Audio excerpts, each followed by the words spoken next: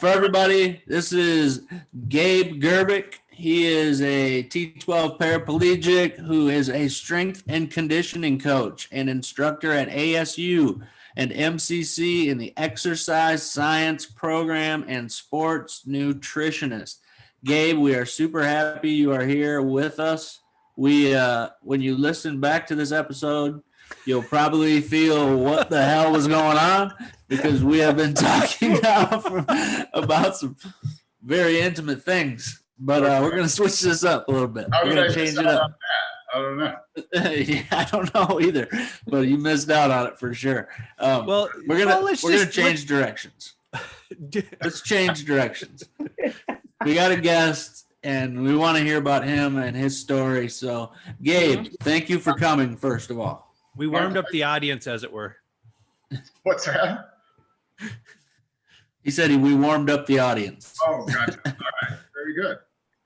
Yeah. But thanks for coming. If you want to do maybe a short introduction on yourself of what level you are, how you became an individual with a disability, and then we'll go from there.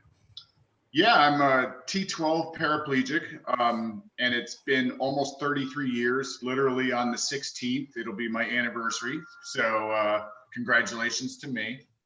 And I went to ASU for a long time, and initially I was studying in the legal department, and then I ended up going into the exercise science department later on, and then it just became my passion. And then over the years, it's been really nice to bring good information to people that are in the disability community, because even in the able-bodied community, I mean, there's a lot of misinformation. I'm sure everybody's heard all of the BS things about diets and exercise and things that you need to do or don't do.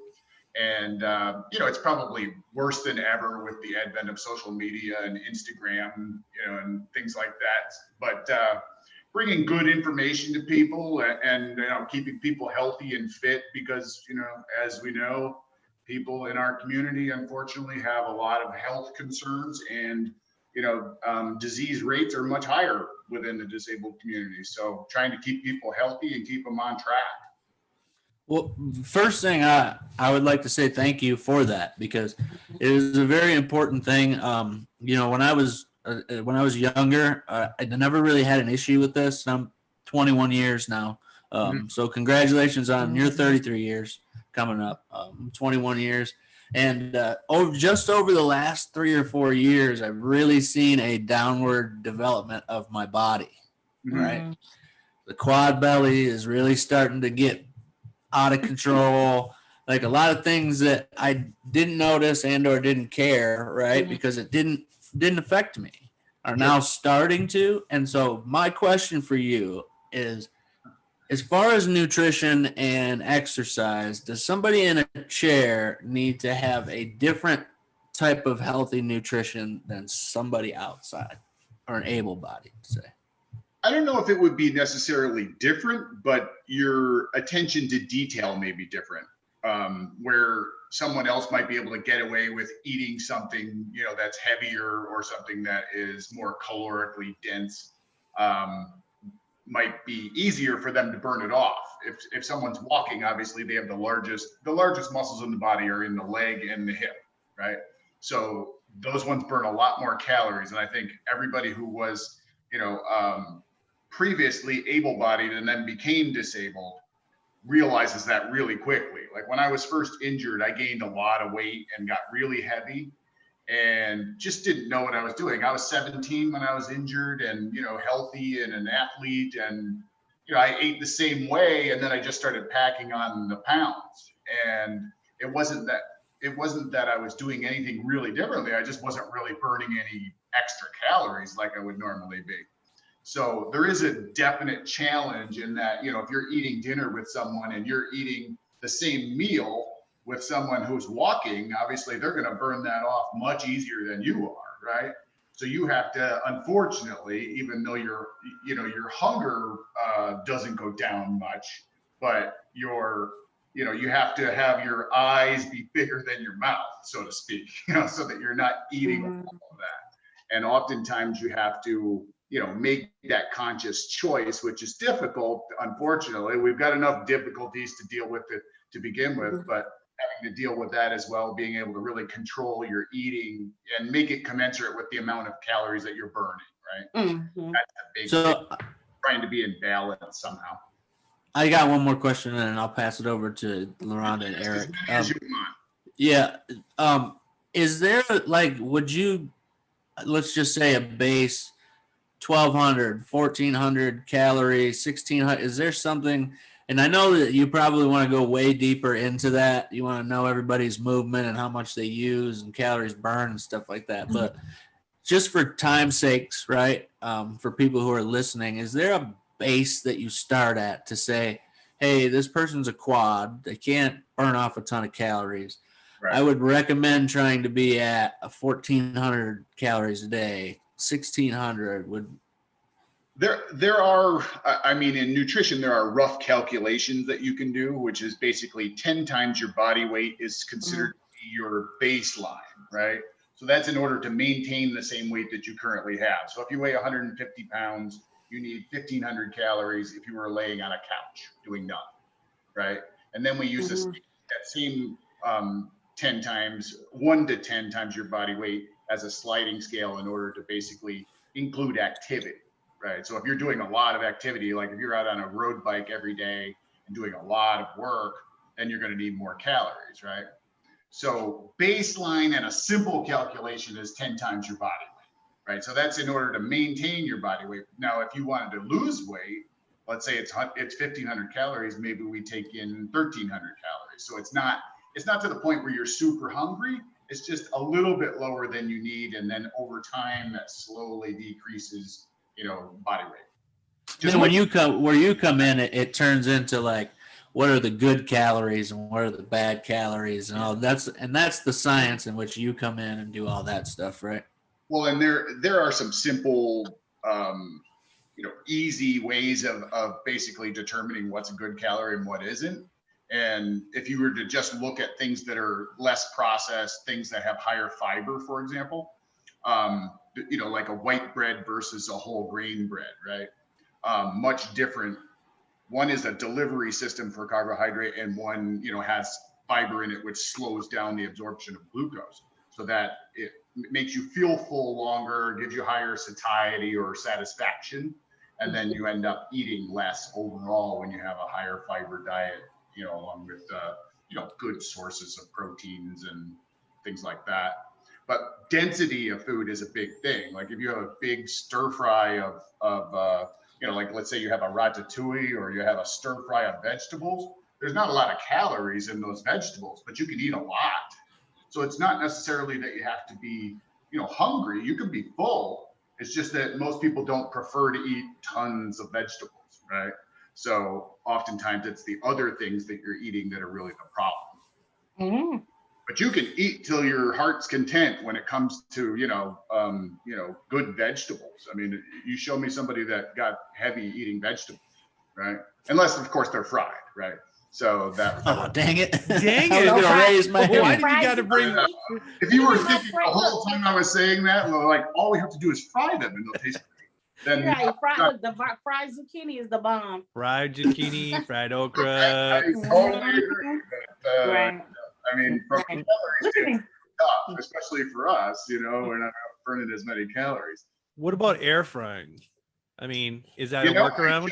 I just bought behind me over here. This little convection oven has air frying in it as well. So I kind of like this idea. It's it definitely takes down the fat content quite a bit. So if you do enjoy those types of food, then at least you can draw that down, and have a healthier option on those. So if I had like air fried donuts. Yeah. I mean, are we cutting the edge here? Are we like gleaming the cube? I mean, are we, Well, I mean, there comes a time when, like, if something tastes good and you're eating it anyway, how much sugar is in it, and then how many of them are you eating if it's really good, and you're thinking like, oh, this is real. That's exactly what happened. Do you remember when they came out with fat-free cookies and things? They started realizing like with Entenmann's that people were eating more calories because fat actually has a satiety factor, so it actually satisfies you. Right. Whereas if you're just eating, sugary cookies, you can eat as many as you want, and you're like, these are great, they're fat free. I just got a meme. You know, when I think about the fat-free stuff, see where I mess up is that it says fat-free. Okay, Yeah. so if I'm eating Oreo, I'm gonna eat 2 Oreos. So I'm like, but then they got the little thins, and so I'm like, I can eat 5. Yeah. I can eat 5 of those because they thin. Right, and it's sort of Shut up, Shawn. it's a fool's paradise with some of those food products because it makes it look like you're eating a healthier option. Yeah. And eating more of them because it's healthier, then you end up eating more calories in the long run. So that's not necessarily better. Happens to me all the time. All the time. It's true. I mean, look what happened when they released, do all of you remember when they released Olestra-based chips? The ones that had the fat that didn't get absorbed? Aren't those the ones that cause people so much digestive problems? I heard they tested that stuff in a movie theater with popcorn, and the ones that had the Olestra, they all had digestive problems, like immediately. It was crazy. Well, the way the fat molecule worked was that it was bigger, and so it didn't bind to some of the things normally that it would bind to, and so it passed through the intestinal system pretty fast, and without being absorbed, right? So it didn't have enough smallness to be able to be absorbed across the membrane, and then you ended up with people, and the irony is, and this is instructive because it was designed to be less calories, so people ate more of them, but you weren't supposed to. It literally had a disclaimer on the packaging that said, don't eat too many of these because it'll cause intestinal distress. And So did they does. did they get a diarrhea? Yeah. Oh, really bad. It's horrible. Sugar-free gummy bears. Oh, have you seen the reviews for that? Yeah. Those are amazing. The sugar-free So gummy bears. Everybody at the movie theater that ate them had got immediately. Oh my God! Well, Like, either that or you get a good half of them. gas. Like it was one or the other. Yeah. It wasn't comfortable. But I mean, when you got half of the people there being distressed, I mean, that should have been a good sign to stop. But usually you would go, oh, it's only 2% or 1%, but half. Yeah. Let's just add corn to it, corn syrup, and it'll all be good. You can tell by how popular that is nowadays. You don't really see it in the market anywhere. It's horrible. Yeah. Look at me. I work out. I'm gonna tell you. Okay, I'm glad you have it. Shut up, Shawn. I work out every day, just about every day. I can't. My belly fat just. I don't want to be skinny. Okay, let me get that. I want to be healthy. I want to tone, and I think that I have a hard time. I know it's because of my, as far as my disability or whatnot, because I have no muscle mass or whatnot. So, but I just I want to tone. I don't work my legs because I don't want to lose what I have on my legs, but trying to tone his stomach. Wait, say that again. You don't work your legs because I don't want to lose what I have. My legs are fine because, like I said, I have a problem with being skinny. To be honest, I've never been skinny, so I don't want to lose weight. I want to tone. I just want to tone. Injury or what's your affliction? Injury? I'm a paraplegic. Okay, but you have spasticity in the lower body, and I have spasticity and all of that. So like I have a lot of hip. I have a lot of core. So I do where I'm twisting. I'm like with the weights, the whole 9 yards. But LaRonda, I have a belly, and there was one time in my life that I didn't have my belly, and this was before I had kids. Well, when I was in college, the only thing that got rid of my belly was when I worked in janitorial and I mopped floors, because I literally would hang on to the handle and I twist my hips to mop the floor. The other time is swimming, just lots of swimming. I swim like an hour and a half. I swim an hour and a half every day. and I did a lot of when you're swimming, your body rotates like this, right? When you're doing the freestyle. And a lot of people don't realize they lead with their shoulders when they should be leading with their hips. So what you do is you focus on turning your hips first, like that. And what it does is it makes it easier, but it also tones up your middle without having to. I could float.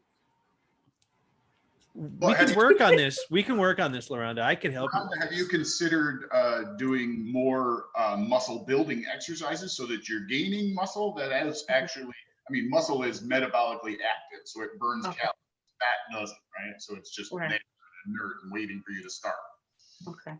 So someone like me, you know, that's with my injury level, with my injury for me, because like I said, I don't want to lose the weight. Like I said, I want to tone it. So you think that it's more, you know, more doing, because all I do lift weights. I cycle for 5 miles on a cycle, hand cycle, and then I just do weights. So do you think that would that be something good? And then as far as like calories too, you know, I'm like you with the whole you know, with the calories. I mean, sometimes I feel like I have to starve myself because I can't burn it off like an able-bodied person. So it's like you go to a dietitian, that's why I don't like to deal with a lot of people that are not disabled, only because I feel like you can't advise me properly because you really don't know. You know what I'm saying? I guess, does that make sense? That's an absolutely true, you know, I mean, it's a concern that a lot of people have, whether or not you're dealing with doctors in general. Like, you know, everybody's always searching for the holy grail, which is a doctor that understands spinal cord injury or whatever disability you have. And when you find them, you gotta latch onto them. But as far as, you know, exercise goes, I mean, oftentimes it's a good idea to change modes of exercise so that you're doing one exercise one day and another exercise another day, so that you can change the muscles that you're working, not only that you don't overstress the joints that you're going to use, but also change the modes of exercise. So for example, if you're swimming one day and you're not a good swimmer, you're going to work harder, right? If you're used to using a bike, you may become efficient at it, right? So after a while, you get to a point where you have to either, you know, work harder, go longer, something like that, in order to push the intensity level, because there's no way, you know, when you get efficient at something, then you actually become, you know, a calorie sort of saver almost. So it's a good idea to just change your patterns regularly or change your routine regularly so that you're not doing the same thing all the time. Okay. And I understand the whole water, because when I was, before I had children, that's how I maintain, you know, my size was, I did swim. So I can't do like, I mean, like if you when we go to Ability and I see all my other friends, I mean, they be like fish. Me, I'm a type of swim person. That's all I can do. I can't go under the water. That's you know, my type of. You know, Loranda, I went to the Paralympics in the breaststroke. I can show you how to really get that going on. But are you on really show? You see, I really can. I was a coach at one point, so I'm just letting you know. There's a technique. Plug me real quick for my Paralympians. Right. So we're gonna go to Shawn house and use his pool, and you can show me how to properly swim. So do you think, I mean, as far as like, but then I just, like I said, I really just want to lose the gut. Everything else I'm okay with. I'm pretty much okay with everything else. I just want to tone it up. If you can use your legs for any specific exercise, like if you can get on a machine and actually do leg presses. Oh no, I don't have it. I can't do the leg press or anything like that. You're just worried about losing weight and then losing the muscle mass in the legs. Is that what you're saying? There you go. I want to keep what I have. You know. Yeah, when I was bodybuilding, like my upper body would get super lean, and then my legs would get really tiny. So. Right, and and that's what I don't want, because what I feel some get people that say nice V shape. But you know, I I mean, I hear that all the time from a lot of people, like, you know, in the groups that I'm in, the one thing that they have a problem with is the weight that they lose in their legs. You know, and so, you know, they're like, oh, how can I gain it? How can I gain it? And I don't think you can gain it back. Because No, isn't that muscle mass is what they're losing? the only thing you can really do, I mean, if you have spasticity, it's better, of course, but if you utilize something like electric stim, sometimes that helps with not only maintaining muscle mass, but, you know, in people that are paralyzed, you can actually gain muscle mass, whereas in someone who's just zapping themselves and able-bodied is not going to experience that growth because it's not an overload factor. Whereas someone that has paralysis, it will actually be an overload factor.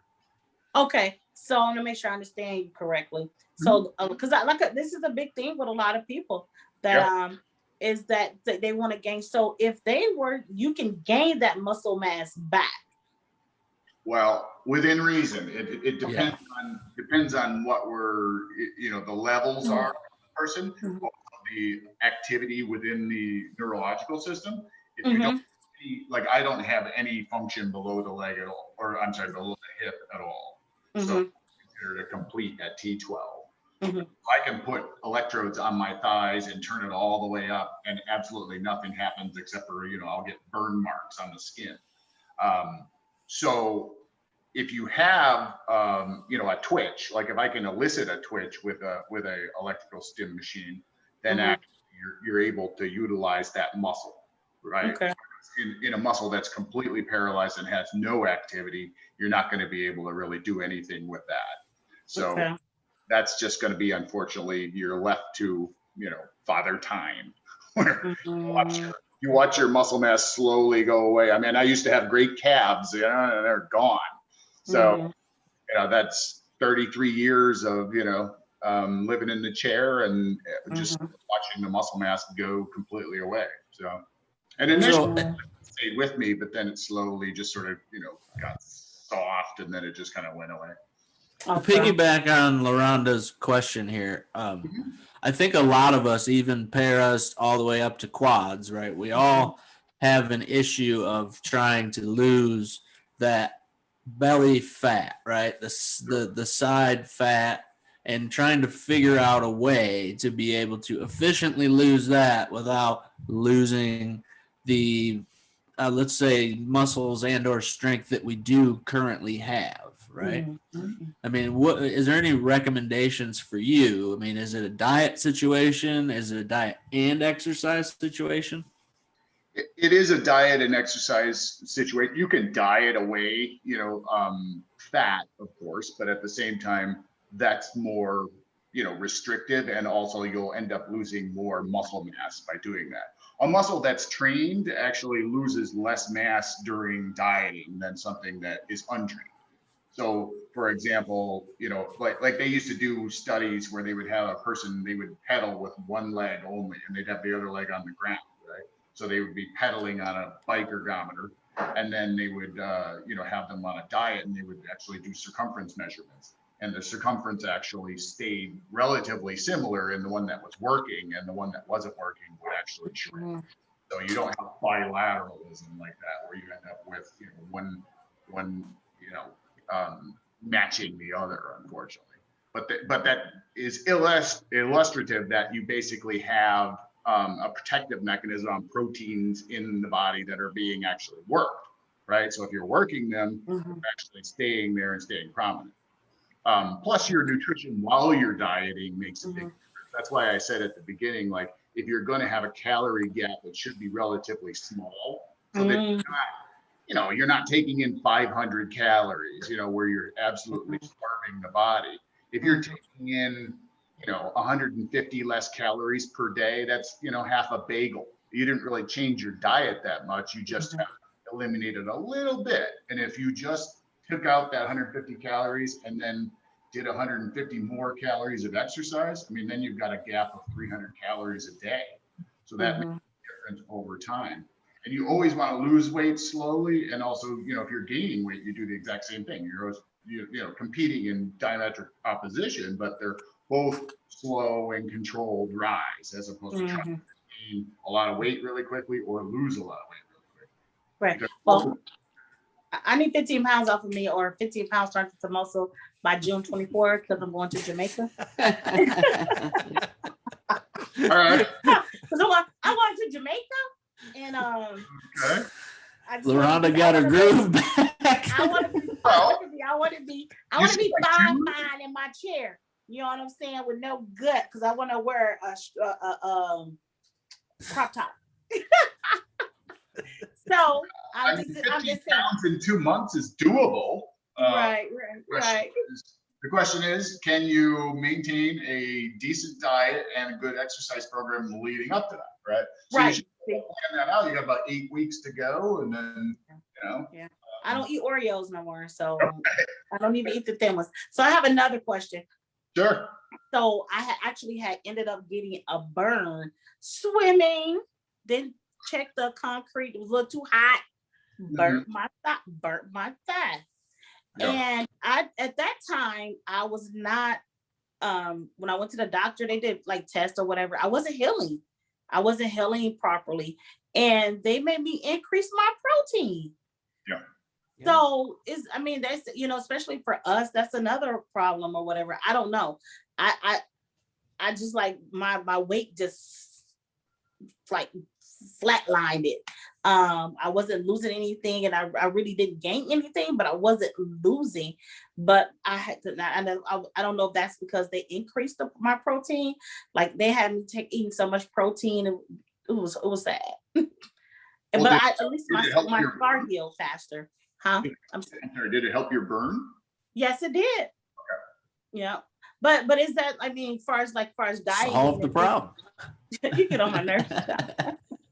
Well, one of the things about different macronutrients, which are your, carbohydrates, fats, and proteins, are they store at different rates. Fat is extremely efficient at storing. It's about 95% efficiency, whereas carbohydrates and proteins are only around 70, right? So you basically have more efficiency in storing fat. So if you eat fat, it becomes fat easier, right? There's not a lot of metabolic processing that has to happen to it. Whereas body always needs blood sugar, and so carbohydrates going in, obviously it takes some breaking down. They go to blood sugar, they go to the muscles, they go to the liver, and they're stored as glycogen, and then you have all of this other stuff, and you're always maintaining blood sugar so that you can have a good cognitive ability. But you have a very good regulatory system for that, and then anything else is stored as fat, right? So if you have too many calories of anything, when you have a calorie excess, then obviously it's going to be problematic. So you try to get to where you're not gaining, not losing, and then you find that happy medium, and then you tweak that. Okay. You tweak it a little bit to where you're, just eating a little healthier and changing maybe some of the meals so that you're not making huge differences where you're hating your, your eating life. Because that's the thing I think that people make mistakes on, is that all diets work. It's just that you need them. And most of them you can't. Can you never eat carbohydrates for the rest of your life? No, probably not. Maybe there's a few people that could, but most people are going to pine for some carbohydrates at some point. That's why. Look at me. I'm sorry, y'all. I just have all these questions. That's what I'm here for. Isn't it? Look at me. They looking at me like LaRonda. Weren't we supposed to ask you all the questions, LaRonda? Be quiet, Eric. Okay, now my other thing too that I think, I'm really big on able-bodied people trying to tell, someone that is disabled, or this and this and that, when I just think that it's a difference. It's just a difference. And like the keto diet. Like they was like, oh, do the keto diet, do that keto diet, and you'll be okay. But I'm like, are you for real? Like, cause you can do it and you can go lose that belly fat, but I don't know if it's gonna work for me. Yeah, there's always diet fads that sort of come and go, and keto and paleo are probably the most recent ones, right? As far as keto goes, some of it could work for heavier people. I don't know whether it's a good diet for everybody, but if you can eat like that and then you have to monitor your blood work as well, because you're eating much more fat and much more cholesterol generally in a keto diet. So you do have to be concerned about that. If you're one of those people that has problems with cholesterol, and then you're adding a high cholesterol diet to that, that can be really problematic. Right. You have to be concerned about that. But then again, if somebody's super heavy and we just have them dropping weight, then which is more unhealthy, to be super heavy or to lose weight on a high fat diet? It's kind of one or the other, because being super heavy isn't healthy either. And so you end up I used to say, like, I wouldn't recommend Atkins to anybody that wasn't like super heavy, right? But then there's a lot of people that you have Rob Lowe on the TV promoting Atkins now. I don't think he does all Atkins, but of course he's a paid person. That's true. Yeah. I think LaRonda has a good point on something that again that I wanted to piggyback on, and she was using it in form of a burn, right? But a lot of us can use it in form of skin breakdown in general, right? So where's the fine line between having a diet in which you can lose weight but not get breakdowns of your skin because you're not sufficiently putting enough protein and or fuel in your body to where your skin breaks down easier? I mean, I don't think there's a specific correlation between dietary intake of protein and skin breakdown. I mean, obviously you have another factor that usually happens with skin breakdown, which is irritation of some kind, or too much pressure at one point, or too often, right? Too much time. As far as healing goes, I mean, obviously people, much like LaRonda had with the burn. I mean, somebody that has a decubitus ulcer is going to be prescribed a high, protein diet too. So they'll have you drinking, Ensure and other products like that. But I mean, realistically, it's kind of funny from, coming from sports nutrition standpoint. I mean, I remember when they used to give, they would give, this is like my protein bottle, right? And this has what is that? This is just, I'm not going to promote anything for you. Right. No. You see me, I'm like, the whey protein isolate. This is not an official promotion. Sorry, look at me. I'm about to go to the store. The thing is that, like, Ensure, for example, had around, I don't know, at the time when they first came out, it had around 12 grams of protein or something like that. And we do not advertise for Ensure. Oh, I'm sorry. That's correct. Yes. I will just call it E from now on. Anyway, I mean, a protein scoop in that thing is 25 grams, right? So it's very easy to get a substantial amount of protein, and it's very good biological grade protein. So it's very easy to be absorbed. It's designed to be absorbed easily. So things like digestively, does that change your system when you take, say, a whey protein supplement like that? Would it digestively change things for you? In what regard? What do you mean by that? So, like, for somebody who goes in bowel programs and has situations of where you don't want your stool to be too soft, but you want it to be firm enough, and you take these fiber supplements to make sure that it's just right. Right. Would intaking a whey protein make you alter that in any way, in your opinion? I guess I don't. Probably a little bit. You have to be cognizant. Anytime you have higher protein levels, protein requires a little bit more water for breakdown and processing. So as far as that goes, I mean, obviously with a shake, if you're making a shake with a powdered protein, you're taking in a substantial amount of water with it, right? So it may be metered out that way. But if you're taking in, for example, a higher protein diet and just eating more chicken or beef or something like that, then you may actually have to increase your water levels somehow. Just doing that alone will actually cause a little bit of slowdown. But then again, it all depends on the person, and it's really unique to the person themselves. So it's hard to make a definitive recommendation. but you do need more water. I mean, obviously everybody is attuned to their, bowel program and how much they have to take in. So, I mean, obviously you would just alter that based on, what was happening.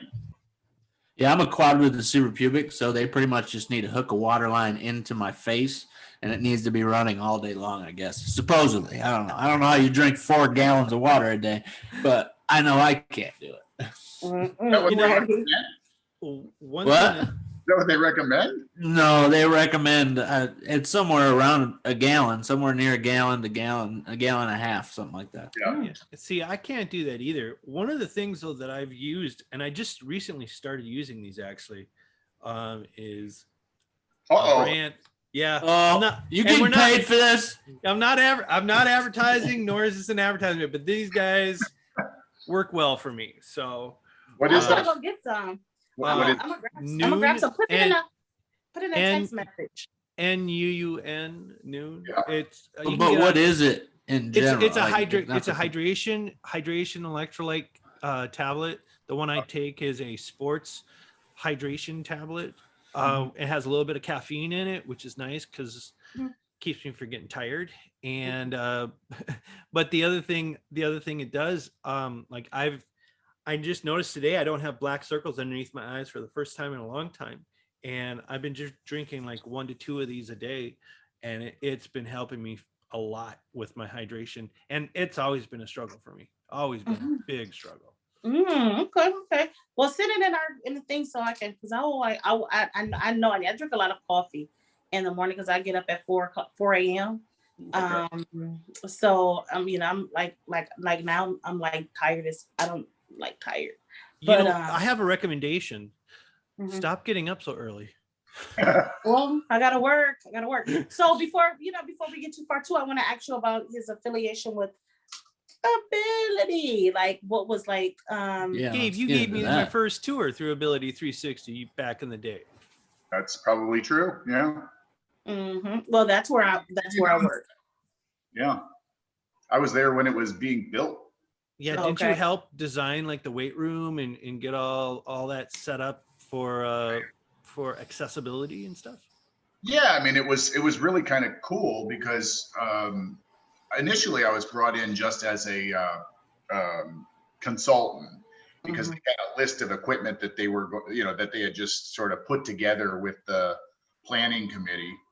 And it was really like the list was actually kind of funny because it was from people who had no idea what an accessible piece of equipment was. So that was my keen insight, was coming in and saying like, oh, no, we don't need that. We need this.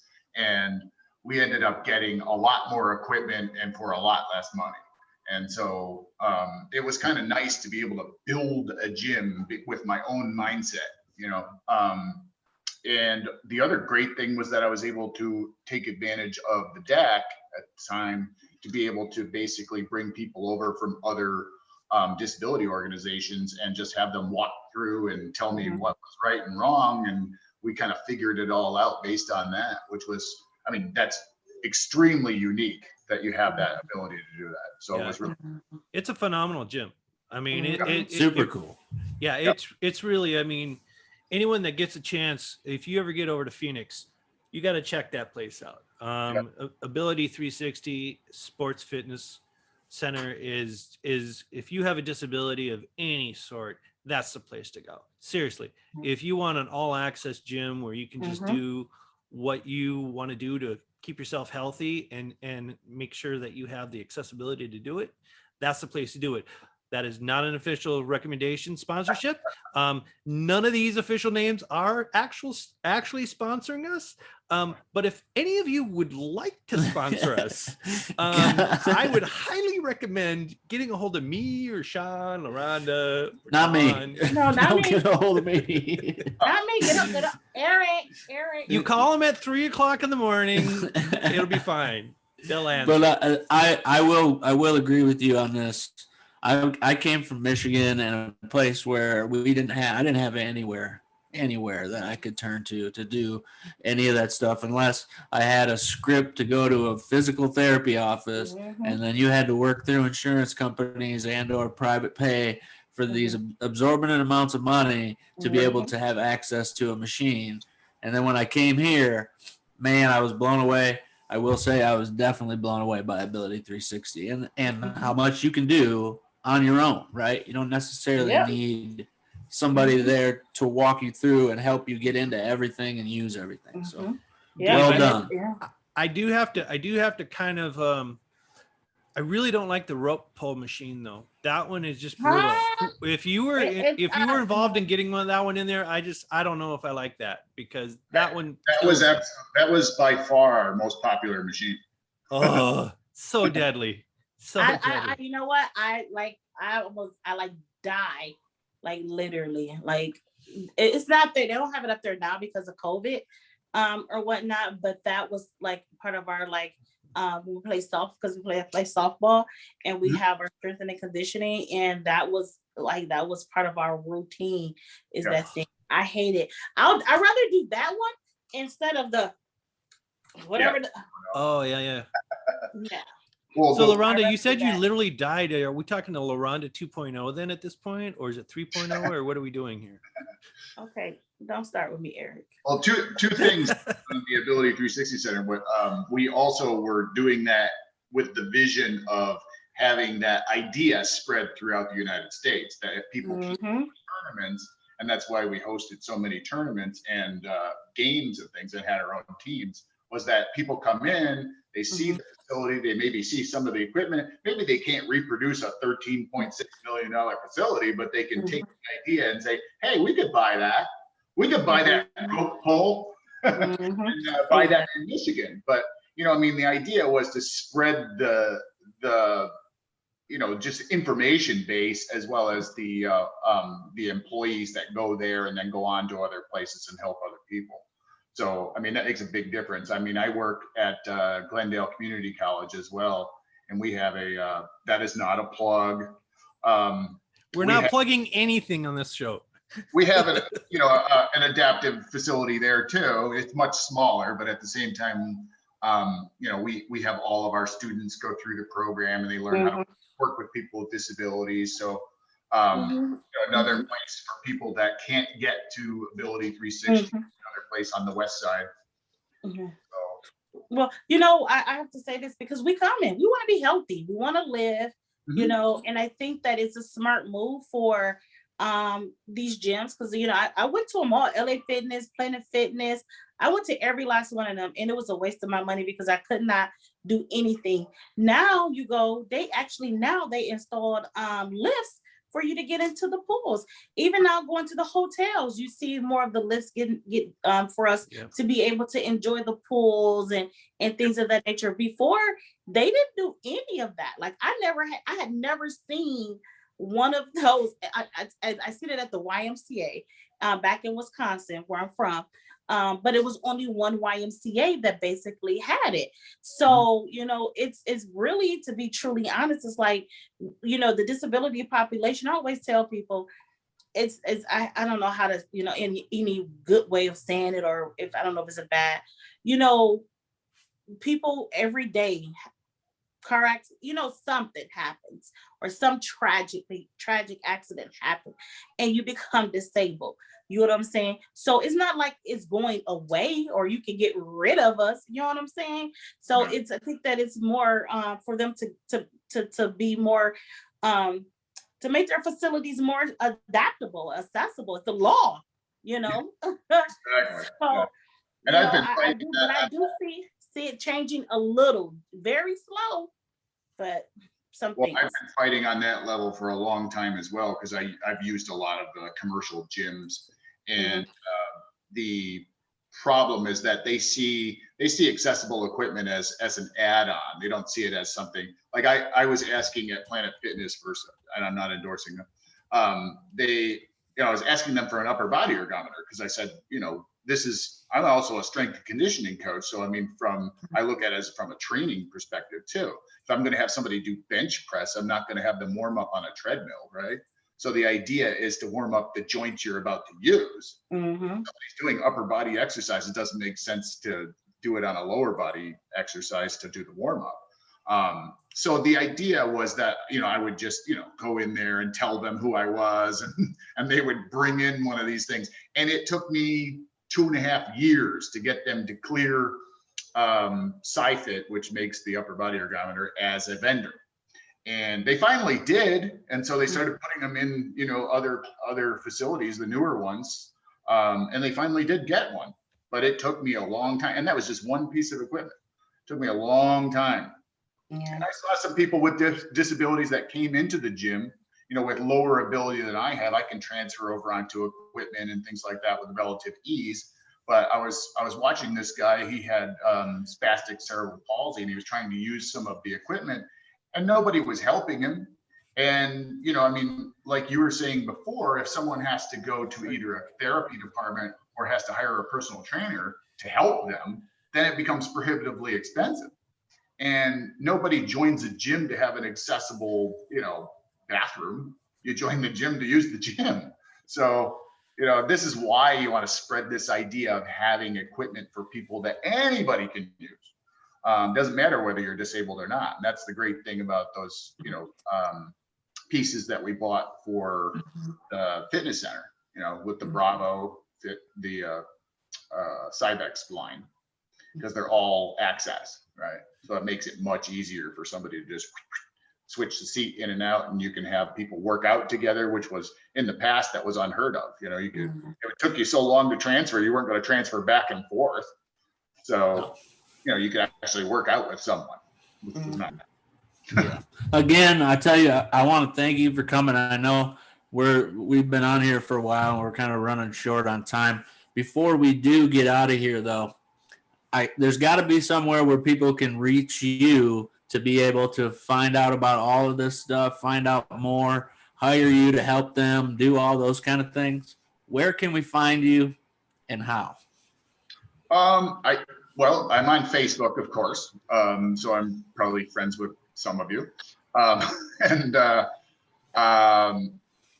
teach at the campus over here at Mesa Community College. So if people want to come and actually take a course with me, they can do that. And then I teach through the ASU online, so I'm there as well. But if they just want to email me, it's painless@cox.net. I'll always respond, so feel free to send me a line, and I'll be happy to answer questions. Eric, make sure you put that in the bottom of this, right, on everything. Eric, if you send that over to Eric, he'll definitely put that on the bottom, so if people can reach you, if that's okay with you. I know there's some people who want to do that. Yeah, Gabe, just give me a blurb. Just give me a little blurb of what you'd like to be presented on the video, and we'll get it taken care of. Well, and if we have anybody that wants to ask more questions or anything like that, feel free to have me back. I'd be happy to talk about this anytime. I mean, we talked about nutrition, but we can also talk about more exercise stuff too. Mm-hmm. Yeah, and that's stuff that you really like to get into. I know that all of us have different situations, so it would be hard for us to go all the way through all of us and ask for what each of us would work best for each of us and all that kind of stuff. But people definitely want to know that. I would like to see this happen again. Maybe part of a health series that we do. Like health and wellness series. Yeah, that's good. And where we can take some questions and then filter them to you that way, which would be cool. Like, keep in mind, I'm not the end all be all on. Dude, don't tell people that. Tell them you are. That's how things work now. Right. It's just like with exercise. I mean, nobody has the holy grail of what's the best exercise for someone. But you're all we have right now. Except for you. I'll try and give you good information. I'm not going to try and blow smoke, but exactly. Everybody responds to different things differently, and so, it's hard to say this is exactly what you need to do with any definitive, certainty. although I would bet that 80% of what you're going to say would work. I certainly hope I'm at least 80%. Yes. So 80% is as good as you can get, as far as I'm concerned. So 50%, it works 100% of the time. I get it. I see what's happening. For real. I mean, what they used to tell me? Just put on the highest weight you can, grab it, and just jerk it as hard as you can, right? Bro science. Something to happen. Yeah. Well, look, I know that we gotta cut these to time frames. And again, I appreciate you very much. So, I'm gonna see if I have your contact in here at all. We can say that one more time. Gabe Gerbic. No, what? That's at Facebook. You can find him at Gabe Gerbic. That's Gerbic. Correct? That's correct. And do you have an Instagram somebody can reach you on? I do, but I don't use it, unfortunately. Sorry. There's my my email. I just sent it. It's painless@cox.net. So if anybody wants to email me, feel free. Yeah. Painless. That's as in pain, PAIN, less, LESS at cox.net. Yep. Gabe Gerbic, send him some messages. He's happy to answer some or some questions, not messages. What? Maybe messages. I think he'd know. be available for 3 o'clock, 3 o'clock in the morning calls too. Actually, if you really want No. to do that. That's Eric's department. Leave that to Kenny Rogers. Kenny Rogers is available between 12 p.m. and 3 a.m. for people to call. And I would like to thank Kenny's dog for making 3 or 4 appearances in this show. If nobody noticed. There he is right there. There he is. I don't know what you're talking about. Right. Don't know Right. what you're talking about. Right. Yeah. Okay. So last things, like I said, I appreciate it very much. I probably will send you some messages. I know I have some things I'm trying to work on with diet situations for myself. And so I'll send you some messages. So again, thank you. Final thoughts, Eric Kenning. Gabe, thanks for coming on. And thank you for all your knowledge and advice. And I'm going to try that air frying everything and see what happens there. I think that's going to be one of my first dieting challenges. The key to the air frying is putting just a little bit of oil on the outside to keep it from getting to the point where it's over dry, and then doing it. So that way you don't end up deep frying it, but you have enough on there to make it crispy, and then it doesn't dry out. So spray Pam all over it's what you're saying. I get it. I mean, you can do that. I mean, Pam is food grade. LaRonda. Wow. LaRonda Hart. Final thoughts, final questions, final anything. Well, I learned a lot. Thank You you got for cut coming off. on. I learned a lot. Thank you. Well, and I'd like to say thank you to all I of can't you. hear anything. It's great to have our population represented on the podcast scene. And, I mean, the more we can get information out to people, the better. I mean, there's people in places where they don't have Ability 360 and gyms down the street. I mean, I grew up in a place in upstate New York that had absolutely nothing. I was in rural upstate New York and there was nothing. So, I mean, I worked out at home with spin-on dumbbells, and that was about it. So, when I got here, I remember when I first got to ASU, I mean, I was just amazed at how much they had for people with disabilities. Not only sports, but activities, all different kinds of things to do. So it makes a difference for people that, that don't have access to that they at least have ideas out there. Right. That's right. Active lifestyles. That's what. The more active you live your lifestyle, the better you'll feel. That's for sure. All right. My final thoughts. Gabe, thanks for coming. I appreciate you. LaRonda, the first bit of this, I appreciate you. And for anybody who's listening and didn't catch the first part, don't let your children listen. But it was great as well. And also, thank you, Gabe, again for the second part of this. Are you and taking this at the end? Podriplegics. We out.